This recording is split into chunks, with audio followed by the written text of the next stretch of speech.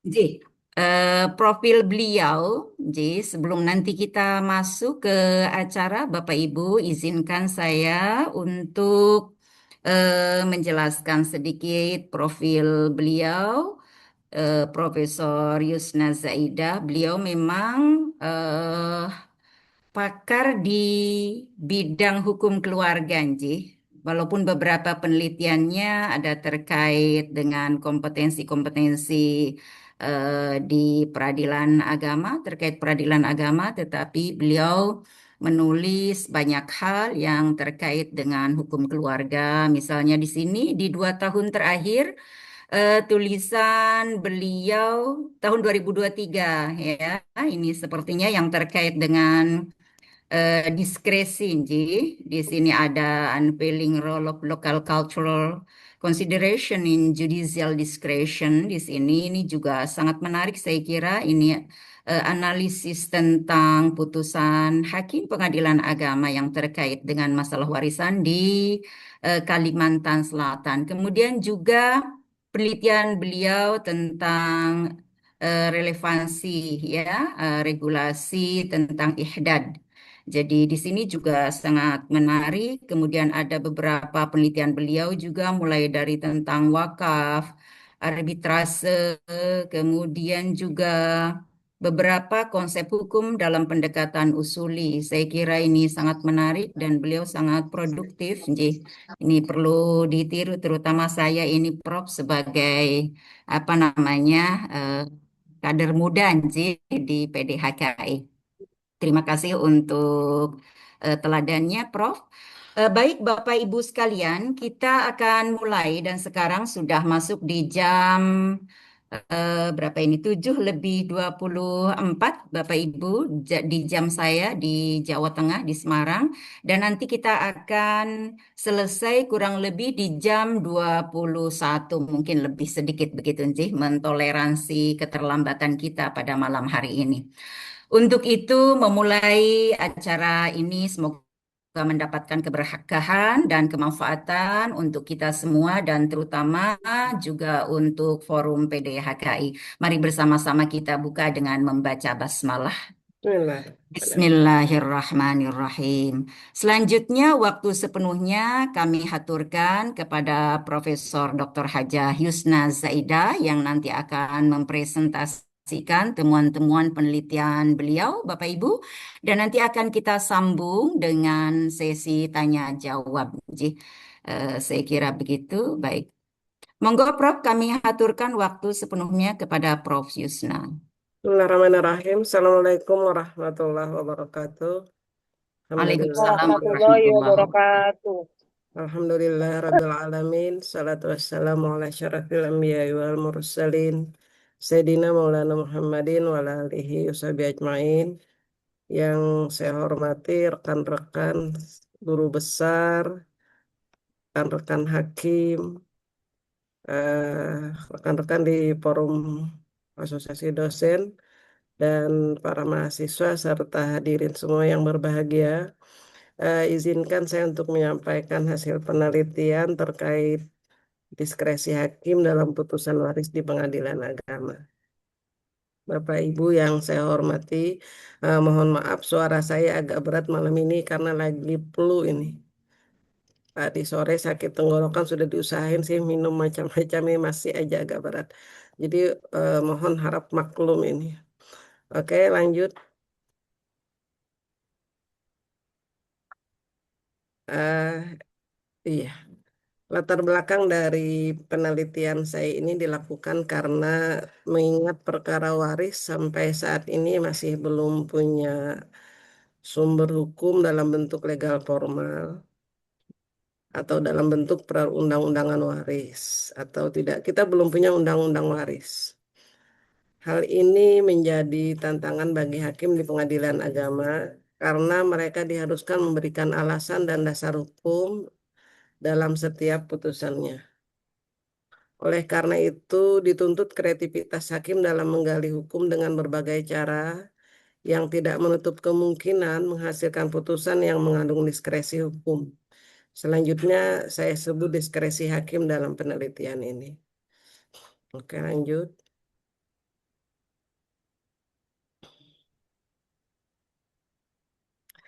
Karena diskresi Sampun, hakim bisa Prof. terjadi manakala hakim dihadapkan pada kasus yang apabila didasarkan pada norma hukum yang ada terkesan ketidakadilan atau tidak memiliki norma hukum yang lengkap atau bisa juga karena tidak memiliki norma hukum sama sekali.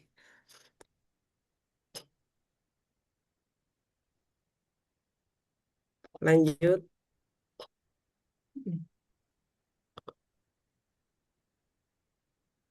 Demikian pula untuk pengadilan agama di Kalimantan Selatan, apalagi Kalimantan Selatan menurut penelitian Prof. Gusti Muzainah itu memiliki fenomena kewarisan yang bervariasi. Yakni ada sistem kewarisan yang menggunakan sistem kewarisan Islam yang individual bilateral serta ada pula yang menggunakan sistem pewarisan gabungan individual dan mayorat. Lanjut. Nah, kewenangan peradilan agama, sebagaimana kita ketahui bersama berdasarkan pasal 49 Undang-Undang Nomor 3 Tahun 2006, untuk perkara waris, di dalam penjelasan pasal 49 itu ada 4 kewenangan yang kaitannya dengan sengketa waris, yakni penentuan siapa-siapa yang menjadi ahli waris, penentuan mengenai harta peninggalan, penentuan bagian masing-masing ahli waris, dan melaksanakan pembagian harta peninggalan.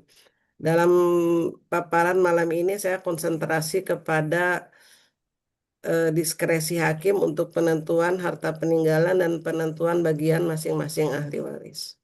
Oke, lanjut, Mbak. Iya. Lanjut. Yang ingin kita bicarakan ini ada dua. Yang pertama untuk mengetahui bentuk dan sifat diskresi hakim, dan yang kedua untuk mencari kira-kira diskresi yang hakim yang ideal itu yang seperti apa. Ada beberapa teori yang saya gunakan dalam penelitian ini. Yang pertama teorinya Riskopon dan tentang aliran sosiologikal jurispruden bahwa hukum yang baik itu adalah hukum yang sesuai dengan hukum yang hidup di dalam masyarakat. Kemudian saya juga menggunakan teori hukum progresif dari Pak Sajib Toraharjo. Lanjut juga lanjut Mbak.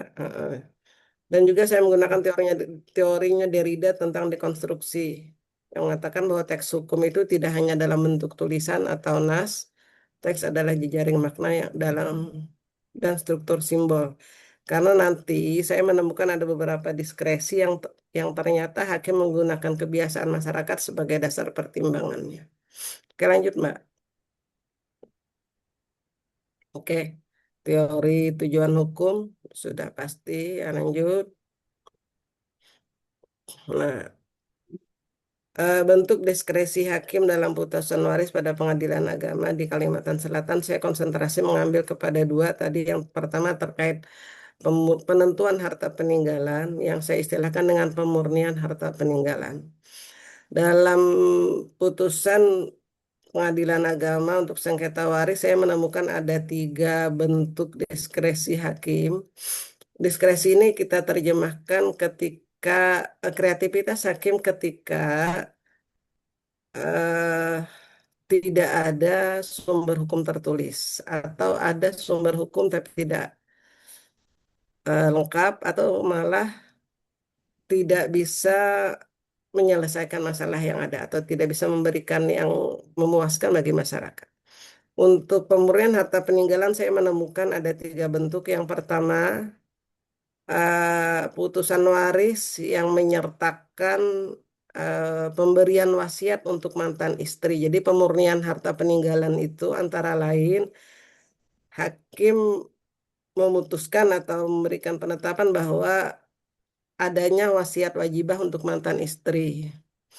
Kasusnya adalah itu ketika suami istri ini sudah bercerai sebelum suaminya meninggal. Kemudian suaminya kawin lagi dengan perempuan lain.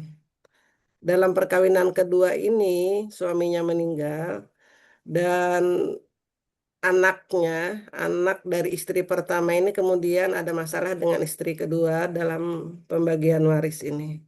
Salah satu poin dari tuntutan anak itu dia minta agar ibunya diberikan bagian dari harta peninggalan ayahnya. Oleh hakim kemudian karena tidak memungkinkan ibunya diberikan warisan harta itu melalui warisan karena sudah putusnya perkawinan resmi itu perceraiannya melalui pengadilan agama. Hakim kemudian memberikan yang saya sebut di sini dengan istilah diskresi hakim wasiat wajibah untuk mantan istri. eh, Harta yang diberikan, harta peninggalan yang diberikan untuk mantan istri ini adalah bersumber dari pesangon. Kebetulan suaminya ini kerja di perusahaan. Pesangon saya lupa besarannya dalam putusan itu. Dengan pertimbangan bahwa istrinya ini dianggap orang yang berjasa menemani suaminya selama 15 tahun perkawinan mereka. Dan pada saat perkawinan dengan istri pertama ini status suaminya masih bekerja di perusahaan yang pada saat itu memberikan pesangon, yang harta pesangon ini adalah bagian dari objek waris atau objek harta peninggalan yang dituntut oleh anaknya. Itu yang pertama yang saya temukan. Jadi ada hakim yang dengan berani dia berijtihad untuk memberikan wasiat wajibah untuk mantan istri. Kenapa ini saya sebut dengan diskresi? Karena sementara ini yang kita ketahui, wasiat wajibah berdasarkan kompilasi hukum Islam itu hanya diberikan untuk anak angkat dan orang tua angkat. Nah, ketika hakim berani memberikan bagian wasiat wajibah dari harta peninggalan suaminya tersebutlah, maka saya sebut kemudian dengan istilah diskresi hakim. Yang kedua, diskresi hakim dalam pemurnian harta peninggalan ini adalah ketika hakim juga memberikan wasiat wajibah tapi untuk anak kandung beda agama. Jadi sama kasusnya, mirip-mirip kasusnya, cuman beda-beda. Anak kandung beda agama ini kemudian pertimbangan hakim yang saya lihat di situ adalah yang pertama hakim menganggap atau berdasarkan fakta hukum terbukti bahwa hubungan silaturahmi antara orang tua dan anaknya ini masih berlangsung baik. Kemudian yang kedua, hakim merasa layak anak ini diberikan hak melalui pemberian wasiat wajibah ini. Kalau pertimbangan kompilasi digunakan ketika memberikan wasiat wajibah yang besarannya tidak melebihi dari besaran bagian kepada ahli waris yang lain. Nah, yang ketiga, ini yang juga menarik yang saya temukan ini adalah ketika hakim membenarkan penggunaan harta peninggalan itu adalah untuk pembayaran utang untuk keperluan ritual arwah. Sementara ini kita ketahui penggunaan harta peninggalan itu kan untuk kepentingan si mayat. Misalnya pada saat pewaris itu masih semasa dia hidup sakit, misalnya kepentingan pengobatan, kepentingan penyelenggaraan jenazah, itu yang dibenarkan untuk penggunaan apa namanya harta peninggalan. Nah, dalam kasus ini, ketika ada tuntutan dari ahli waris lain kepada istri yang sementara ini menguasai harta warisan, agar harta peninggalan itu dibagikan. Tapi kemudian si istri berdalih bahwa harta peninggalan yang dituntut, sebagian harta peninggalan yang dituntut itu adalah sudah habis digunakan untuk pembayaran utang keperluan ritual arwah. Nah, yang kemudian oleh hakim ini dibenarkan artinya tuntutan terhadap objek harta tersebut ditolak. Jadi saya menerjemahkan bahwa ternyata hakim membenarkan pengeluaran harta atau pemurnian harta peninggalan itu adalah untuk pembayaran ritual arwah. Ini diskresi-diskresi hakim yang saya lihat terkait dengan pemurnian atau penentuan harta peninggalan. Oke, lanjut Mbak. Nah, kalau terkait penentuan bagian masing-masing ahli waris, saya menemukan ada dua bentuk diskresi hakim pada pengadilan di Kalimantan Selatan. Yang pertama adalah hakim membenarkan penentuan kadar warisan itu dasarnya amanat. Ini mungkin hanya saya kurang tahu apakah di daerah lain ada. Amanat ini adalah pesan-pesan terakhir, mungkin pesan-pesan terakhir almarhum atau pewaris. Jadi kasusnya begini, eh, pembagian ada tuntutan pembagian warisan, kebetulan ada beberapa saudara eh, yang ternyata warisan itu sudah pernah dibagikan oleh almarhum, oleh pewaris dengan bagian-bagian yang sudah ditetapkan. Dan bagian-bagian ini, contoh misalnya di Kabupaten Banjar saya menemukan harta warisan itu berupa dua buah rumah yang tempat, kemudian besar rumah itu beda. Tentu saja nilainya berbeda.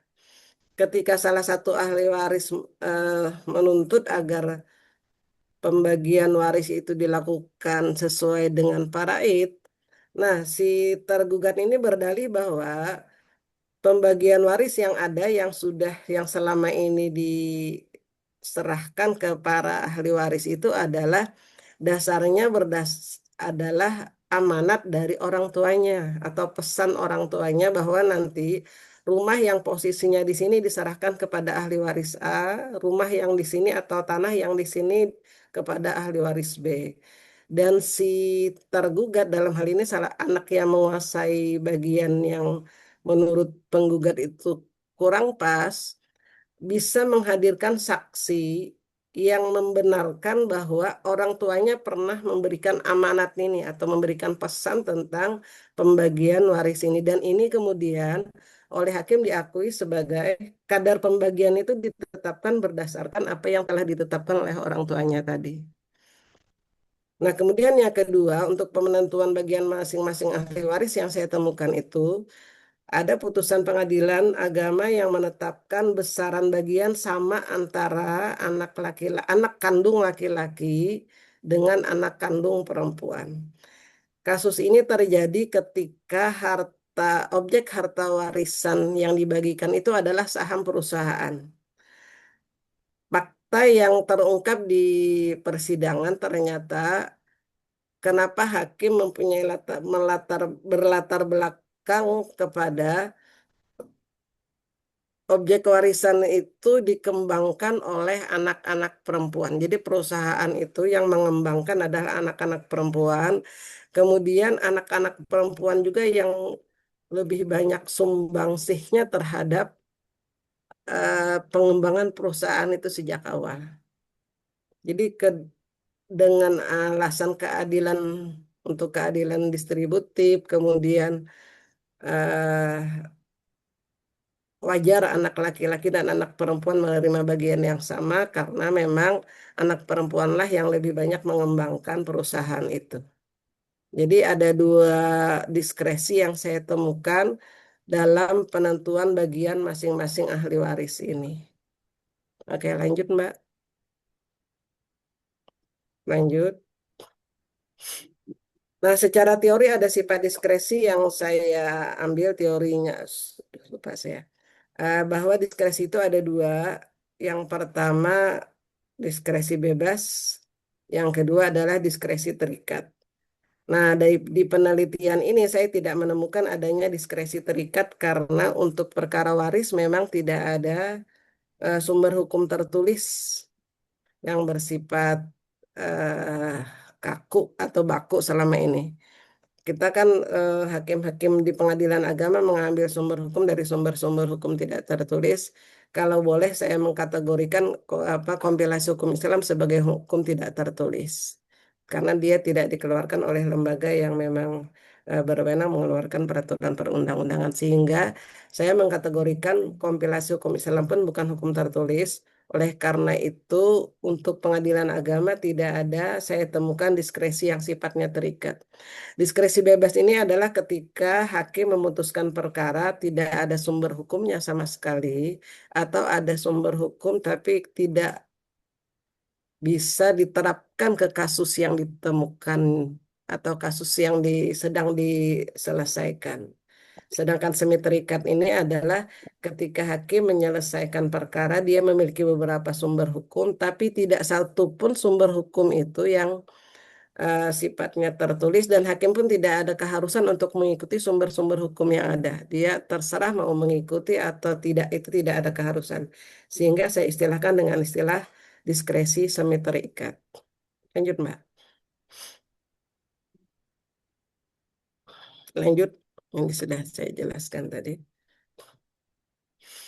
Nah, diskresi bebas itu saya kategorikan diskresi bebas adalah pada putusan hakim yang menetapkan adanya wasiat wajibah untuk mantan istri, kemudian pemurnian harta peninggalan untuk pembayaran ritual arwah, penetapan kadar warisan yang didasarkan dengan amanat, serta pembagian warisan dengan kadar yang sama antara anak kandung laki-laki dengan anak kandung perempuan. Kenapa yang diskresi bebas? Karena tadi sudah dijelaskan sebelumnya, untuk wasiat wajibah itu kan untuk mantan istri kita tidak ada sih yang pertama wasiat wajibah yang diatur oleh kompilasi itu untuk anak angkat dan untuk orang tua angkat. Kemudian ada wasiat wajibah kalau tidak salah di fikihnya Mesir itu adalah diperuntukkan bagi ahli waris yang terhalang mendapatkan warisan. Sementara kasusnya di sini adalah mantan istri. Mantan istri ini kan tidak siapa-siapa lagi ketika telah terjadi perceraian antara suami istri tersebut. Kemudian untuk pemurnian harta peninggalan yang ritual arwah juga saya kategorikan sebagai diskresi bebas karena sementara ini yang kita kenal pemurnian harta peninggalan atau harta tirkah itu dibenarkan untuk pengeluaran kepentingan pewaris semasa hidup, misalnya untuk pengobatan, kemudian untuk biaya eh, penyelenggaraan jenazah, bayar utang, bayar wasiat. Nah, tidak ada sementara ini tidak ada sumber yang mengatakan dibenarkannya pemurnian harta itu untuk ritual arwah. Ketika hakim membenarkan ini atau menolak tuntutan terhadap objek harta yang sebelumnya sudah digunakan untuk ritual arwah inilah yang saya sebut dengan diskresi bebas. Pertimbangan hakim yang saya lihat di dalam putusan itu adalah eh, apa namanya pertimbangan hakim untuk putusan pembayaran ritual arwah ini adalah karena hakim menganggap ritual arwah ini sudah merupakan kebiasaan yang melekat pada masyarakat setempat. Jadi mulai kalau di masyarakat Banjar itu ada istilah hari pertama itu turun tanah, kemudian begitu 3 hari ada upacara, begitu 7 hari ada lagi, sampai 100 hari dan yang terakhir adalah selama 1 tahun haulan. Nah, yang kedua adalah penetapan kadar warisan didasarkan amanat. Amanat itu beda dengan wasiat gitu. Jadi dia bukan wasiat. Kalau wasiat kan baru diakui sebagai wasiat kalau ada sumber hukum tertulis, ada saksi-saksi. Kalau ini adalah amanat ini pesan-pesan semi-semi wasiat sih kayaknya. Pesan-pesan pewaris untuk pembagian harta ini. Biasanya tujuannya murni itu supaya tidak ada ribut-ribut lagi anaknya setelah dia meninggal. Jadi sudah ditentukan si A nanti hartanya ini, si B hartanya ini. Dan itu baru dilaksanakan setelah yang mirip wasiat itu setelah almarhum meninggal dunia. Kemudian diskresi bebas berikutnya adalah ketika pembagian warisan yang sama antara anak laki-laki dan anak perempuan. Kalau ini kita sudah tahu semua bahwa di dalam paraid itu kan laki-laki berbanding 2 kali lipat dibandingkan anak perempuan. Oke, lanjut Mbak. Nah, sedangkan semi terikat itu saya hanya melihat pada wasiat wajibah untuk anak kandung beda agama. Kenapa ini saya sebut semi terikat? Sebagaimana saya sebutkan tadi untuk wasiat wajibah ada fikihnya Mesir yang menyebutkan bahwa, mohon maaf saya kalau ada yang salah, ini banyak ahli-ahli waris, tolong dikoreksi. Yang membenarkan atau peruntukan wasiat wajibah itu adalah untuk ahli waris yang terhalang mendapatkan warisan. Jadi yang termasuk di sini adalah uh, anak kandung yang kebetulan dia terhalang karena terjadi perbedaan agama. Lanjut. Nah, lima dari dalam putusan sebenarnya merupakan bukan ke konsepnya hukum progresif, maka saya sebut dengan penemuan hukum progresif. Kenapa demikian? Karena putusan-putusan yang ada tadi, yang 5 putusan tadi tidak hanya didasarkan pada ketentuan yuridis normatif, tetapi lebih kepada hati nurani yang berfokus kepada tujuan hukum, keadilan, kemanfaatan, dan kepastian hukum sebagai ciri dari konsep hukum progresif. Oke, lanjut, Mbak. Nah, sekarang seperti apa sih diskresi ideal? Saya mendefinisikan diskresi ideal ini adalah diskresi pada putusan-putusan yang akhirnya bisa berkekuatan hukum tetap atau inkrah. Dari 5 putusan ini, kemudian dari 5 kategori diskresi yang saya temukan tadi, bisa lanjut, Mbak. Ternyata tidak semua putusan hakim itu akhirnya berhasil berkekuatan hukum tetap karena ada banding, ada pihak lawan yang mengajukan banding. Sehingga pada perkara yang kemudian banding dan pengadilan tinggi pada akhirnya eh, semua yang diajukan banding itu pada akhirnya ditolak. Lanjut, lanjut, Mbak. Pada penjelasan slide selanjutnya. Nah, pengadilan tinggi kemudian bukan membatalkan putusan pengadilan sebelumnya yang mengadili sendiri dengan amar putusan yang menyatakan tidak menerima gugatan penggugat pada kasus yang di dalamnya ada wasiat wajibah untuk mantan istri dan wasiat wajibah untuk anak kandung beda agama. Lanjut, Mbak. Nah, sehingga kedua bentuk itu saya anggap tidak ideal karena tidak berhasil berkekuatan hukum tetap dan pada akhirnya kan kalau sudah putusan itu berkekuatan hukum tetap bisa menjadi pedoman hakim-hakim berikutnya. Nah, diskresi ideal hanya terdapat pada putusan pembagian waris yang sama rata antara anak laki-laki dan anak perempuan, pembayaran utang ritual arwah dengan menggunakan harta peninggalan, dan yang terakhir adalah pembagian warisan yang kadarnya didasarkan pada amanat pewaris. Lanjut, Mbak. Oke. Nah, sebelum ini berakhir, kita ketahui bersama bahwa diskresi ini kan konsep yang pasti menyebutkan diskresi itu hanya pada eh, undang-undang pemerintahan. Undang-undang yang ada kaitannya dengan eh, pemerintah, pelaksanaan pemerintah. Ada disebutkan istilah diskresi. Kalau untuk pengadilan kekuasaan kehakiman, tidak satu pun saya temukan ada istilah disebutkan istilah diskresi. Tapi eh, terjemahan atau penafsiran dari diskresi ini saya temukan baik mulai dari Undang-Undang Dasar 45 di pasal 24 itu kekuasaan kehakiman yang bebas, kemudian undang-undang kekuasaan kehakiman dan undang-undang lainnya. Sehingga saya menyebutkan di lingkungan di peradilan pun dibenarkan adanya diskresi ini. Yang kemudian mungkin di dalam istilah fikih disebut dengan istilah ijtihad dan lain-lain. Oke, untuk sementara itu dulu dari saya. Saya kembalikan kepada moderator. Terima kasih banyak Prof. Yusna, banyak hal baru Nji, mungkin yang tadi sudah dijelaskan oleh Prof. Yusna. Terutama dalam konteks tadi ada beberapa kategorisasi ya Prof. Ini hasil temuan Prof. Tadi ada beberapa kategorisasi mulai dari sisi putusan, Ji. Sisi putusan, kemudian tadi ada putusan yang terkait dengan wasiat wajibah. Ini ada beberapa macam putusan yang menggunakan diskresi. Mungkin ada bahasa lain, biasanya kita sering dengar juga istilah-istilah ref-finding gitu ya. Bagaimana penemuan-penemuan hukum yang dilakukan oleh hakim dan bahkan ditindaklanjuti menjadi sebuah jurisprudensi misalnya.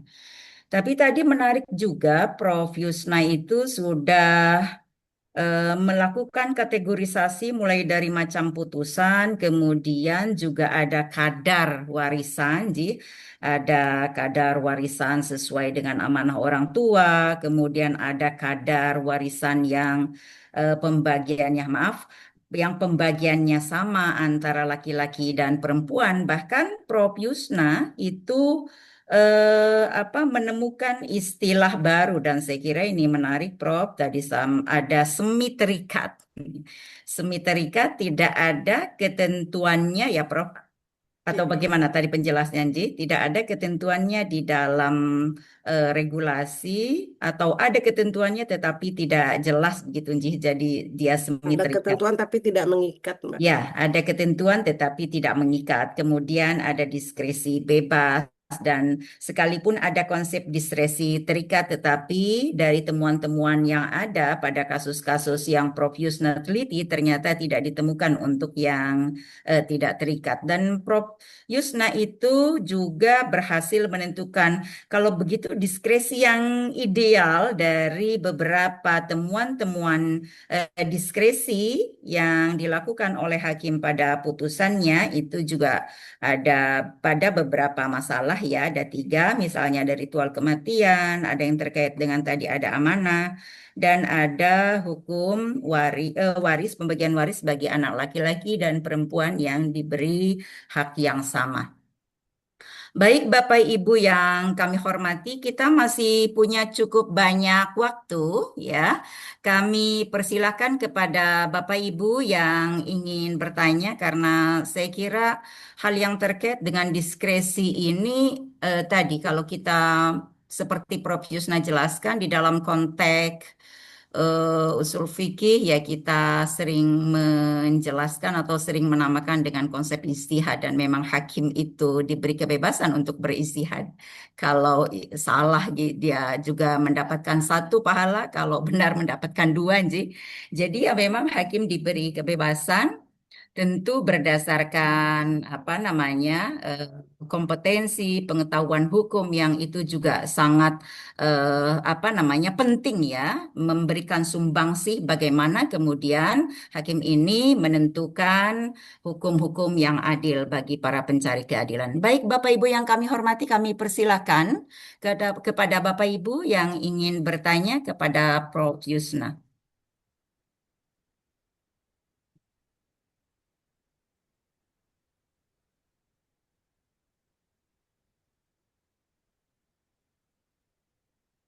Mbak, kayaknya di ruang room, di ruang chat itu ada pertanyaan tuh, Mbak. Anjay, sekedap sekedap Prof. Ini saya.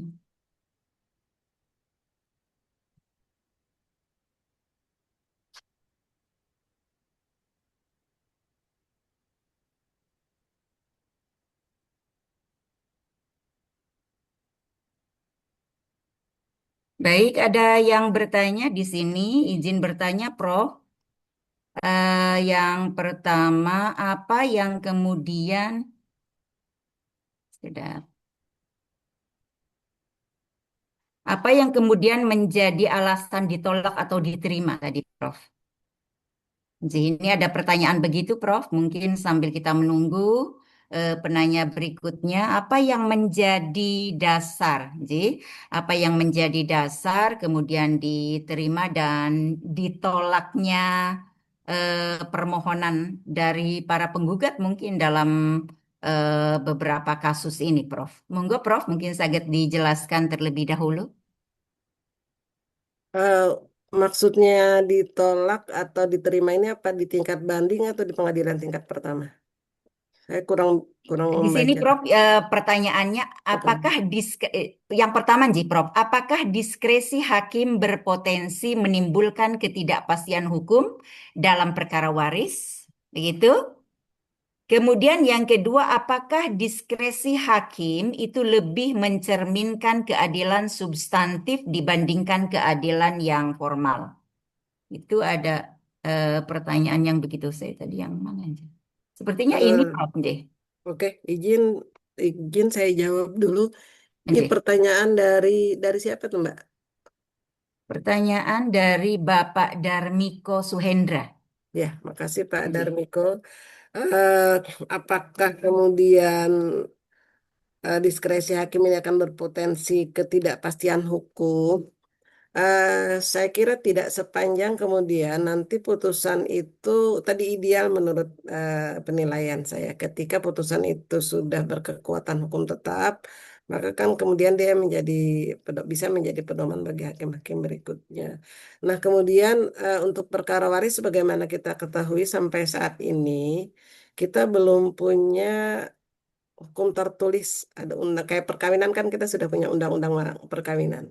Nah, untuk waris itu para hakim masih mengambil dari sumber-sumber hukum, masih syukur kita sekarang punya kompilasi. Eh, tapi tidak sedikit juga hakim yang tidak berpegang ke situ. Maksudnya masih mengambil dari kitab-kitab pewaris yang bersumber dari kitab-kitab fikih yang tentu saja berpotensi untuk terjadi perbedaan. Nah, kalau dikatakan apakah itu kemudian bisa mengakibatkan ketidakpastian hukum, eh, tidak juga sih menurut saya.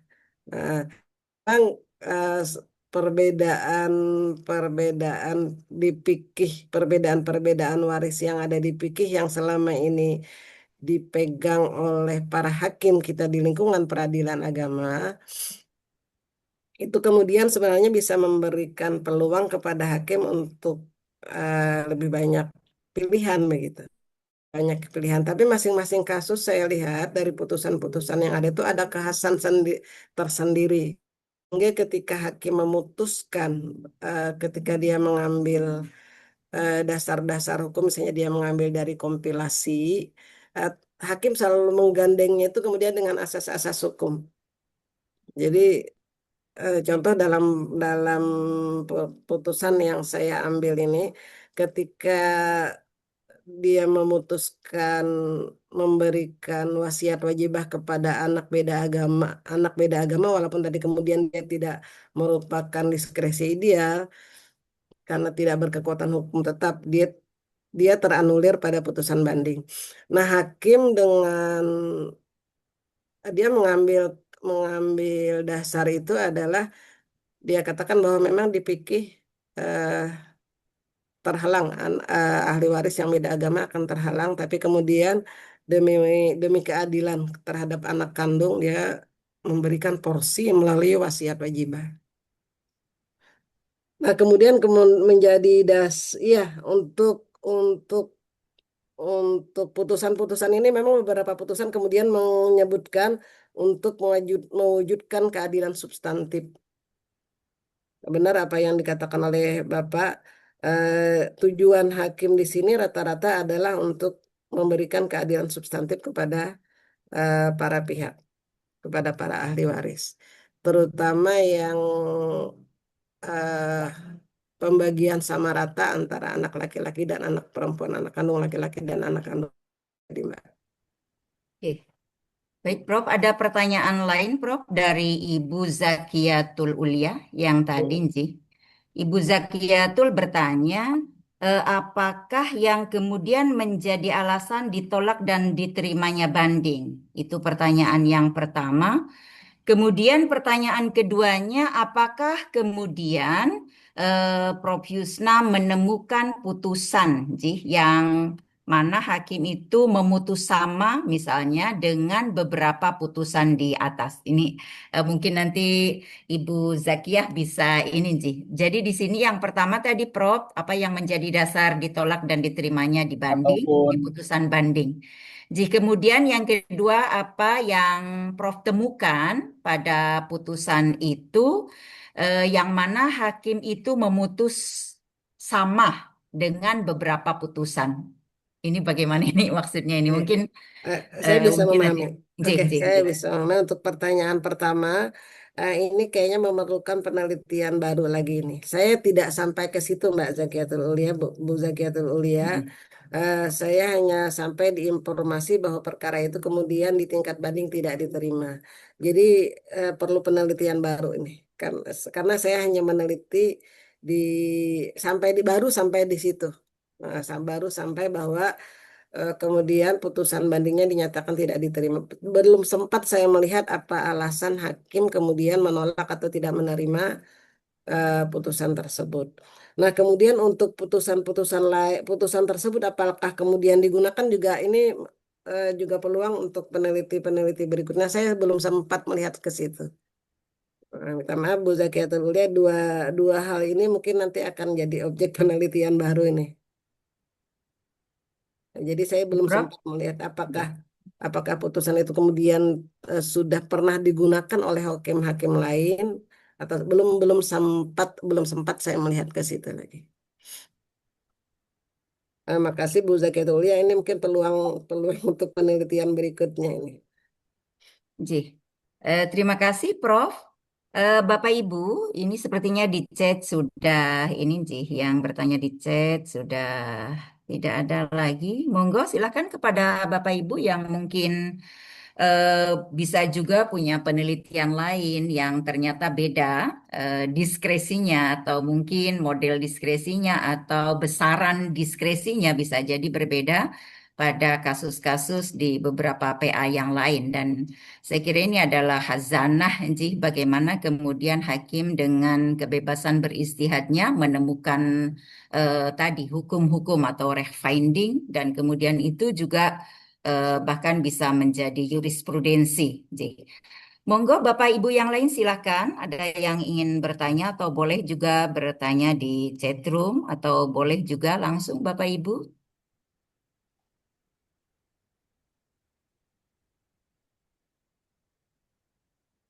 Kita di sini sudah mungkin ada Bapak Hakim ya. Kalau pada pertemuan kemarin ada Bapak Hakim, apakah pada pertemuan kali ini juga ada Bapak Hakim, Ji? Hadir tadi hadir. Ji. Pak Rosid, silakan Pak Rosid. Pak Rosid, mungkin Pak Rosid Bunten punya pengalaman-pengalaman terkait dengan apa namanya Ya, diskresi tadi dalam hal yang ya, terkait dengan warisan, Pak Rosid, ya, monggo. ya, ya. Terima kasih. Assalamualaikum warahmatullahi wabarakatuh. Bapak, Waalaikumsalam Ibu, warahmatullahi para Warahmatullahi dosen, wabarakatuh. dan peserta daripada webinar malam ini. Jadi, uh, bahasan kita malam ini termasuk berat ini dibanding yang masalah-masalah yang perceraian berkait dengan perceraian ini masalah waris. Tapi memang kita melihat bahwa ada perkembangan dari para hakim sekarang, terutama hakim-hakim muda yang mengenyam pendidikan yang sudah cukup berkualitas, sehingga pemahamannya tidak hanya terpaku kepada kebiasaan-kebiasaan yang selama ini. Konsep-konsep fikih selama ini sering kadang agak sedikit berbeda nuansa yang ditangkap oleh hakim sekarang. Berkait dengan topik yang disampaikan pada malam hari ini adalah tentang diskresi. Kami melihat memang tadi seperti yang ditemukan oleh peneliti dalam hal ini Bu Prof, tentang masalah putusan hakim yang ada diskresi yang baru sifatnya terikat dan yang bebas. Tadi yang menarik mungkin ada juga pertanyaan dari teman-teman berkait dengan alasan hakim menolak dan menerima pada tingkat banding yang dalam hal ini terkait dengan putusan masalah tidak diterimanya putusan banding berkait dengan mantan istri mendapat hak warisan. Sebagaimana kita ketahui, kalau masalah wasiat wajibah untuk di kalangan hakim itu yang sudah populer seperti ahli waris beda agama, kemudian anak angkat. Nah, itu memang sudah agak populer. Itu sudah banyak diterapkan apabila kasus menemukan seperti hampir semua hakim sudah sepakat memberikan porsi hak wajibah. Karena pada prinsipnya seperti yang beda agama itu memang dia sebagai ahli waris asalnya. Tetapi karena dia tidak beda agama, jadi terhalang tidak mendapat warisan. Nah, yang khusus masalah mantan istri. Mantan istri ini sebenarnya kalau kita lihat, kalau terikat sebagai suami istri adalah menjadi ahli waris.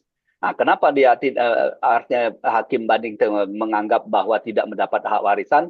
Sebab apabila terjadi perceraian dalam kita itu hukum Islam, dia akan mendapatkan bagian harta bersama. Jadi ketika terjadi perceraian, maka dia sudah mendapat haknya, mendapat hak harta bersama. Sehingga dengan demikian, hakim ini melihat bahwa dengan mendapatkan harta bersama bagiannya, dan lagi dia sudah tidak menjadi ahli waris lagi, maka belum populer. Artinya pemikiran ini perlu pendalaman lebih lanjut. Kenapa? Apalagi urgensi sehingga bisa mengabulkan mantan istri menjadi ahli waris dalam bentuk wasiat wajibah. Nah, kalau saya melihat bahwa ini karena yang mantan istri sudah mendapatkan haknya, haknya melalui harta bersama, pembagian gonogini. Sebab suami istri apabila terjadi perceraian, maka dia akan mendapatkan hak-haknya berupa harta benda selama dalam perkawinan, dalam bentuk harta bersama ataupun gonogini. Sehingga majelis hakim ini kemungkinan dalam tingkat banding bahwa ini di samping belum populer, dan juga belum pemikiran lebih lanjut bahwa dia sudah mendapat haknya dan lagi dia bukan menjadi ahli waris. Jadi untuk wasiat wajibah ini dalam hal ini kasus mantan istri maka ditolak dalam tingkat banding. Adapun tingkat pertama ini saya juga belum melihat putusannya apa pertimbangan dia mengabulkan bahwa mantan istri itu mendapat hak bagian menjadi wasiat wajibah untuk bagian istri. Untuk sementara Ibu Prof, terima kasih gitu dari saya. Mungkin ada sebagai hanya mungkin sharing sedikit aja. Terima kasih. Iya. Assalamualaikum warahmatullahi wabarakatuh. Salam. Waalaikumsalam warahmatullahi wabarakatuh. Baik, Ibu Prof, ada yang ingin ditanggapi, Prof? Monggo. Ya, makasih Pak Rasid penjelasannya. Betul Pak Rasid, ya hakim-hakim yang saya temukan dalam penelitian saya ini, hakim-hakim yang dalam tanda kutip berani melakukan diskresi seperti yang saya temukan ini adalah hakim-hakim yang pendidikannya minimal S2. Bahkan ada teman saya itu yang sudah selesai S3.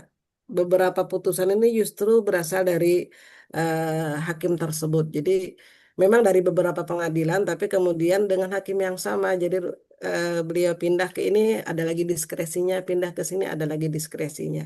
Jadi dari 10 putusan yang saya teliti ini, kalau tidak 3 itu dengan hakim yang sama. Alhamdulillah, hakim-hakim yang sudah pendidikannya selesai S3. Nah, kemudian sedikit saya menjelaskan, Pak, izin Pak Rasid, kenapa hakim memberikan wasiat wajibah untuk mantan istri. Ini karena adanya tuntutan dari harta yang sumbernya dari pesangon yang lumayan besar waktu dalam putusan itu. Pesangon dari perusahaan, sementara pewaris ini hidup dengan istri pertama ini selama 15 tahun dan pada saat itu dari awal bekerja di perusahaan sampai cerai. Setelah cerai itu kan beliau kawin lagi dengan istri yang kedua dan meninggal pada saat statusnya dengan istri yang kedua. Jadi oleh hakim ini kemudian karena mengingat jasa mantan sudah harta bersama sudah dibagikan juga, harta bersama dapat. Pada saat itu juga harta bersamanya itu diberikan karena mungkin pada saat perceraian itu harta bersama belum dibagi. Jadi dibagi harta bersama dapat. Nah, kemudian si mantan istri pertama ini kemudian juga mendapatkan bagian melalui wasiat wajibah dari pesangon tadi, Prof. Jadi bukan dari harta-harta yang lain. Murni hanya dari pesangon karena ini besar sekali jumlahnya. Nah, tapi kemudian ini teranulir betul kata Prof. Kata Pak Rasid tadi mungkin karena memang beda beda kemampuan pengetahuan dengan hakim-hakim di pengadilan tinggi. Jadi saya memang dulu angkat jempol untuk kawan saya yang dia S3-nya itu bareng kita yang berani dalam tanda kutip memberikan kreativitas putusan sehingga seadanya itu kemudian bisa inkrah bisa jadi pedoman oleh kawan-kawan hakim yang lain. Oke. Pak Prof, Makasih. Pak Prof, Mudah-mudahan ada boleh yang tanya Pak pasti. Prof, Ibu Iya. Prof, Oke, enggak. saya Muhammad Arif. Itu yang kaitannya dengan, saya kira perlu diapresiasi diskresi yang dilakukan oleh hakim di salah satu pengadilan agama di Banjarmasin ya. Eh, Tentang pesangon ya, saya kira memang harus difikirkan kembali ya, karena kaitannya pesangon itu artinya harta, bukan harta ya. Eh, Ketika selama bekerja itu ya masih sama, sesungguhnya ada karena belum itu kan pesangon nanti diterima setelah meninggal. Nah, jadi kemungkinan pemikiran yang dilakukan oleh ini berkaitan dengan sebenarnya ada harta bersama di situ. Jadi dia bekerja sekian tahun, kemudian dia ini cuma dia istilahkan sebagai wasiat wajib karena dari segi apa namanya harta bersama tidak tidak ini, tapi dalam secara apa secara ini bahwa dia bekerja selama beberapa tahun itu adalah bagian dari pekerjaan selama dengan istri yang pertama. Saya dia mengambil satu analogi bahwa itu bisa dijadikan cuma bukan harta bersama karena memang perusahaan yang memberikan yang belum yang tidak diberikan setelah nanti meninggal dunia yang bersangkutan. Jadi saya kira memang meskipun ini belum tidak populer di pengadilan agama, misalnya ini kan satu pemikiran yang mungkin ke depannya akan ini. Cuma saya tidak tahu persis apakah sampai kasasi tidak, hanya banding saja. Nah, kemudian yang kedua masalah anak yang wasiat wajibah ya tentang ini barangkali perlu juga kaitannya dengan fikih, kaitannya dengan hadis Nabi, kaitannya dengan apa namanya yang bersumber dari apakah kalangan dari misalnya dari ini kan eh, sudah ada jurisprudensinya juga ya berkaitan bahwa dibolehkan untuk ini, tapi dasar yang digunakan itu bagaimana dengan hadis Nabi la yarisul muslim itu misalnya. Nah, itu seakan-akan ditiadakan misalnya. Nah, atau mungkin ada pemikiran yang kaitannya ini. Maksudnya dari kalangan akademisi bagaimana menanggapi tentang jadi meskipun hakim misalnya memutuskan itu, apakah akademisi menerima juga misalnya tentang bahwa yang lain agama ketika dia pindah agama itu menurut hadis Nabi dia la yarisul muslim kalau bukan nanti tidak boleh menerima apa namanya warisan. Nah, bagaimana dasar hukum yang digunakan, pendapat yang digunakan, nah, nanti kita akan apa namanya kaitannya dengan hukum Islam. Nah, saya yakin bahwa pengadilan agama juga adalah yang memegang teguh tentang prinsip-prinsip hukum Islam. Nah, sekarang kalau kita misalnya mempertemukan antara akademisi dengan hakim itu, nah itu yang barangkali memang harus disinggung apa antara hakim dengan dunia pendidikan itu harusnya ada komunikasi yang baik, selalu ada diskusi sehingga nanti karena persoalannya adalah semua yang diputuskan oleh pengadilan itu otomatis nanti akan menjadi dasar hukum, ya. Hukum boleh katakan hukum baru lah kalau menurut saya di Indonesia karena dia sudah begitu berkekuatan hukum tetap bisa menjadi hukum yang diterapkan. Kira seperti itu. Itu sementara. Jadi izin sebelum Bu Prof menanggapi yang dari Oke, teman Iya, silakan Bapak. silakan Pak Rasid. berkait Iya. dengan ini ya, mungkin ada semacam menurut kita kan kalau beda agama itu kan sesuai dengan hadis itu tidak mendapat warisan. Nah ini jadi kalau untuk di kalangan peradilan agama, kalau untuk beda agama itu memang bentuknya bukan bentuk waris karena memang Iya. tidak menjadi, makanya dirubah menjadi apa wasiat Wajibah. wajibah. Ini prinsipnya yang berkembang di pengadilan agama itu pertama nilai keadilan, yang kedua kontribusi, dan itu sudah banyak dipraktekkan baik dalam waris maupun dalam tentang pembagian harta bersama. Harta bersama itu secara konseptual kan secara apa yuridis apabila terjadi perceraian mantan suami atau istri itu mendapat 50-50, 50-50. Tetapi lihat dengan kontribusi bisa saja antara suami mungkin 40, istri 60 atau sebaliknya. Jadi memang secara normatif seperti itu 50-50, tetapi setelah kontribusi dan keadilan bisa saja angka itu berbeda. Nah, termasuk juga masalah waris. Waris ini memang kalau secara normatif, apalagi kita berpegang pada ketentuan hadis tadi, yang menyatakan bahwa yang beda agama itu tidak mendapat warisan. Tetapi memang secara keadilan, secara normatif, dia bukan menjadi ahli waris. Untuk keadilan, makanya berubah menjadi bentuk wasiat wajibah. Iya, Seperti beda. itu. Iya. Jadi dia bukan mendapat haknya sebagai ahli waris, tetapi mendapat untuk keadilan ada wasiat wajibah. Nah, terhadap pertimbangan hakim tentang mantan istri yang mendapat bagian wasiat wajibah, sebagaimana digambarkan Bu Prof tadi, kalau saya sendiri dengan kondisi seperti ini, saya juga sangat sependapat dengan hakim tingkat pertama mengabulkan dan sangat mengapresiasi seperti itu. Dan itu memang secara keadilan, karena memang ketika terjadi perceraian, hak pensiunnya belum dapat, belum bisa dibagi untuk menjadi harta bersama. Tetapi ternyata setelah yang bersangkutan meninggal dunia, dia mendapat hak pensiun. Sementara untuk memperoleh hak pensiun itu, mantan istri mungkin sangat berkontribusi untuk mendapatkan bagian itu. Maka untuk keadilan sangat layak dia mendapat wasiat wajibah. Jadi seperti itu Bu Prof. Silakan Bu Prof lanjutan. Terima kasih. Ih, terima kasih Pak Rasid, betul sekali Pak Rasid. Saya juga melihat, saya sebagai akademisi juga melihat kreativitas-kreativitas hakim dalam bentuk diskresi ini mewakili sekali konsep hukum progresif sebagaimana yang dikembangkan Prof. Sacipto Raharjo itu. Jadi hukum itu dasarnya hati nurani. Jadi tidak semata-mata teks tertulis sebagaimana konsepnya Derrida itu. Konsep Derrida itu kan yang namanya hukum tidak semata-mata dalam bentuk teks tertulis. Jadi saya memakai dua teori itu, hukum progresif dengan teorinya Derrida itu, maka apa yang dilakukan hakim dalam diskresinya ini saya angkat jempol dua Prof untuk pengembangan hukum.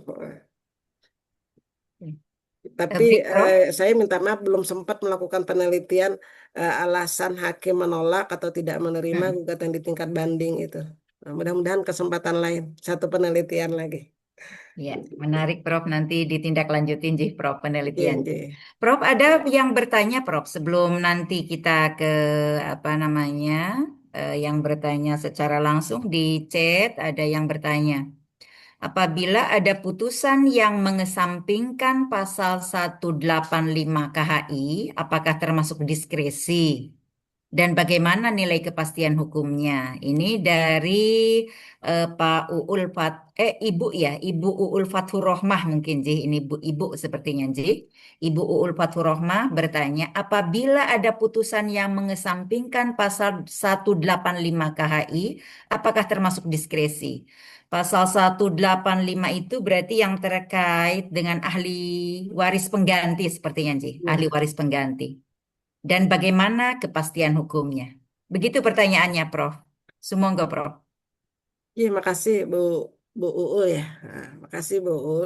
Sebenarnya dalam bagian penelitian saya ini juga ada tapi tidak saya karena fokusnya hanya dua untuk disajikan atau ditayangkan kita di sini khusus untuk penentuan harta peninggalan dengan bagian masing-masing ahli waris. Untuk poin pertama sebenarnya yang ahli waris pengganti juga ada beberapa temuan saya itu dikategorikan sebagai diskresi dalam penentuan bagian masing-masing ahli waris. Bukan, penentuan ahli waris. Sehingga kemudian ada hakim yang menganggap ada ahli waris pengganti. Untuk ahli waris pengganti ini saya kategorikan sebagai diskresi semi terikat. Kenapa saya sebut semi terikat? Di dalam ada diatur untuk ahli waris pengganti di dalam kompilasi hukum Islam. Tapi kompilasi hukum Islam ini kan saya kategorikan sebagai hukum tidak tertulis. Hakim bebas apakah dia mau memakai atau tidak memakai. Jadi untuk waris saya kategorikan untuk eh, penelitian saya ini waris itu tidak satupun ada sumber hukum tertulis. Karena saya mengkategorikan kompilasi sebagai hukum tidak tertulis, karena saya menerjemahkan untuk kasus ini yang disebut dengan hukum tertulis itu adalah hukum yang dikeluarkan oleh lembaga yang memang berwenang mengeluarkan hukum. Kalau undang-undang perkawinan kan saya sebut dengan hukum tertulis. Nah, ketika ketentuan di 185 tentang ahli waris pengganti ini tidak digunakan oleh hakim, maka ini hakim saya juga juga saya sebut dengan istilah diskresi. Diskresinya semi terikat ya, kemudian tidak menggunakan itu. Karena pengaturan di 185 ini juga tidak mengikat hakim kan. Makanya hakim dengan pertimbangan-pertimbangan tersendiri, kalau dia kemudian tidak ingin memberikan bagian ke ahli waris pengganti juga tidak disalahkan, berarti dia menggunakan fikih faraid. Jadi dia tidak menggunakan karena kan konsep ahli waris pengganti itu muncul di kompilasi hukum Islam. Oke, mudah-mudahan Baik. bisa memuaskan Bu. Nggih. Ibu Uul, bagaimana Ibu Uul? Nggih. Ada yang bertanya lagi, Prof, di chat Oke. room. Yang bertanya Pak siapa nggih? Pak Doni nggih. Di sini pertanyaannya untuk harta bersama istri yang berbeda agama, misalnya istrinya mualaf dan kembali ke agama sebelumnya, itu bagaimana, Prof? Kalau tidak salah itu sudah ada Pak Rasid mungkin bisa menjelaskan nih. Pak Rasid kalau tidak salah sudah ada putusan Mahkamah Jurisprudensi itu Pak Rasid ya untuk harta bersama istri yang beda agama. Itu kalau tidak salah kemarin ada ada dari Mahkamah Agung itu ke UIN, ke kampus kita menjelaskan bahwa sudah ada jurisprudensi dari Mahkamah Agung yang memberikan harta bersama kepada istri beda agama karena ternyata istri tersebutlah yang merawat suaminya bertahun-tahun lamanya. Jadi kan suaminya itu sakit, hubungan suami istri itu bagus gitu. Tapi mereka beda agama. Yang kemudian oleh hakim, saya kurang ingat itu apakah bagiannya diberikan melalui wasiat wajibah atau seperti apa. Pak Rasid mungkin bisa menambahkan, Pak. Jadi pada prinsipnya kalau dalam perkawinan secara normatif hukum yang positif yang berlaku kita tidak mengenal istilahnya perkawinan beda agama. Iya. Jadi perkawinan apabila terjadi secara nyatanya antara suami dan istri terjadi beda agama, tetapi dalam pelaksanaan perkawinan bukan perkawinan beda agama, tapi salah satu pihak itu menundukkan diri kepada agama suami atau istri. Jadi dalam hukum perkawinan Indonesia tidak mengenal perkawinan beda agama. Jadi walaupun senyatanya antara suami istri berbeda, mungkin antara yang satu Kristen, yang suami Kristen, istri Islam, tetapi ketika perkawinan itu dia tidak beda agama. Dia perkawinan dilaksanakan secara Kristen atau secara Islam. Nah, sebab dia tidak bisa untuk perkawinan beda agama. Jadi pelaksanaan perkawinan itu adalah menundukkan diri kepada salah satu pihak. Kalau dilaksanakan salah Islam berarti mengikuti menundukkan pada istri. Kalau suami Kristen berarti dalam hal ini dia menundukkan diri pada Kristen. Nah, terkait dengan istri yang beda agama, kemudian ketika meninggal ya mendapatkan hak waris ya mungkin itu yang di samping mirip-mirip yang pertama tadi. Kalau tadi kontribusi, prinsip di samping keadilan kontribusi. Jadi kontribusi ini istrinya selama dalam perkawinan mendapatkan harta bersama, mungkin dia mendapatkan bagian harta bersama, tetapi ketika meninggal itu menjadi kontribusi, bisa saja mendapatkan bagian menjadi wasiat wajibah. Tetapi kita melihat seperti ini, kalau yang kasus yang tadi yang dalam objek penelitian dari Prof tadi, memang itu adalah tuntutan daripada putra-putri almarhum. Jadi memang ada permintaan.